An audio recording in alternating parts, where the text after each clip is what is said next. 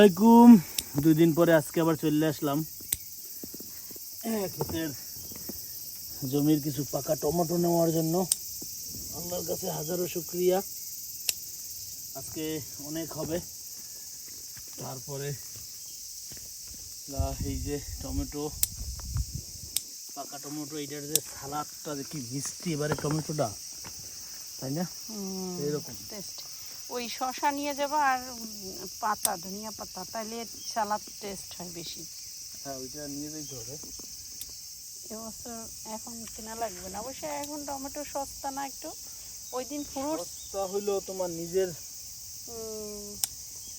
আর ওই দিন নাফি পছন্দ করে না ফ্রুটস টমেটো। ফ্রুটস টমেটো লাগাই তোমার ই টমেটো হয়ে না, গেছে। ফ্রুটস টমেটো 2 শুইয়ে দেখলাম। বিসমিল্লাহ, এটা দেখি মাছ। কই দেখি কেমন লাল। হুম, মাশাআল্লাহ মাশাআল্লাহ।